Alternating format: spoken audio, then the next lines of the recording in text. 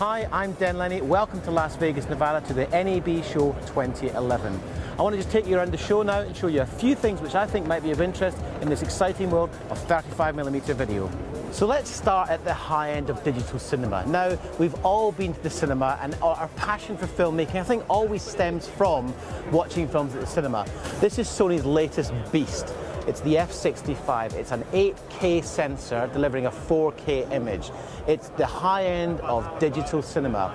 Now, in this room next door, unfortunately we can't show you it because you just wouldn't get the benefit of it. They're projecting a film that's been made on this camera. The dynamic range of this camera, the ability to handle the highlights and shadow detail in a scene is staggering. It really is quite something. Now, this is 35mm, a super 35mm sensor. Now obviously at the high end, most of us are really unlikely to shoot on this, but Sony do have a range of cameras, including the FS100, which also has a super 35mm sensor. So what does that mean to you? Well, that means you can access the same kind of look, albeit at a lower price point, as this camera here. So let's go and take a look at it.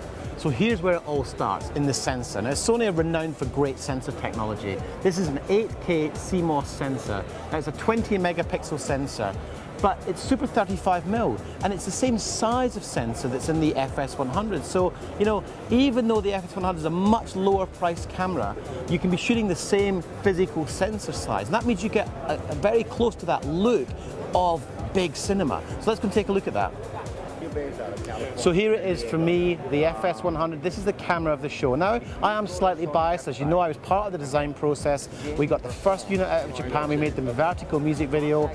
To date, that's something like 50,000 views. I think 70,000 in total, 100,000 embeds. It's been really interesting for us.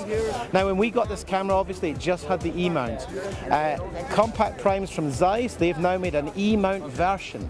So you can now use compact primes on this camera. And that is what makes this so exciting, you know. It's not an F65, it has the same size sensor as the F65. So if you're a young aspiring filmmaker or a videographer who wants to get into 35mm cinema production, you're getting very close to what the big guys can do.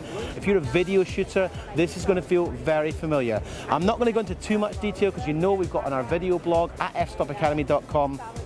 But there are 6 of these cameras at the show here, and it really is causing a stir. The stand here has been so busy for the 3 days of the show so far. This is a big deal. For me, this is another EX1. I think it's going to be huge. So this is pretty interesting.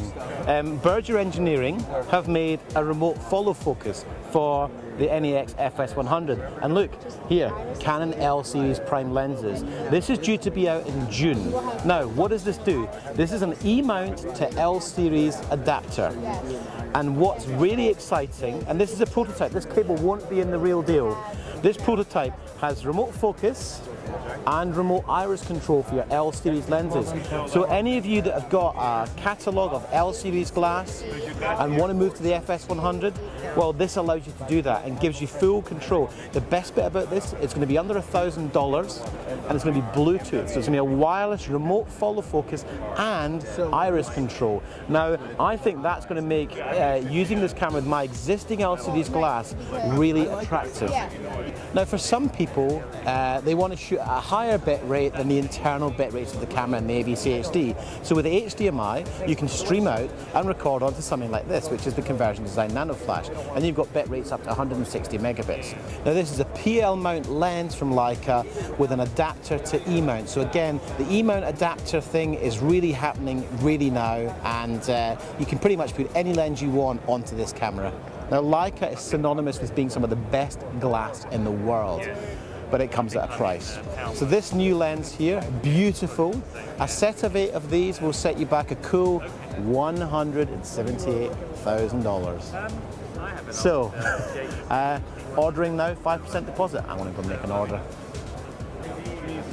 Now, Sony have often come up against criticism for having too many products, but I actually happen to think that's quite a good thing, because what they do is they make a product for your needs. So the kind of camera that sits in the middle of the range on the 35mm sensor is the F3. Again, really a very affordable super 35mm camera, but it's kind of got a lot of bells and whistles on it. So what you can do is record dual link HD SDI 444 into the SR-R1, which is a a solid state, terabyte solid state drive for really high-end stuff. Now, again, the FS100, which is the kind of camera that we are going to be excited to be working with in the events and filmmaking and corporate sectors, because of its affordability, has the same sensor.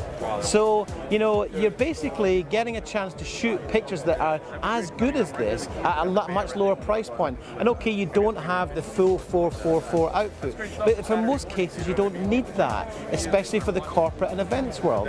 So this has obviously got full matte box on it, it's got the Sony prime lens, fantastic monitor up here, but again, it's about what's right for your needs.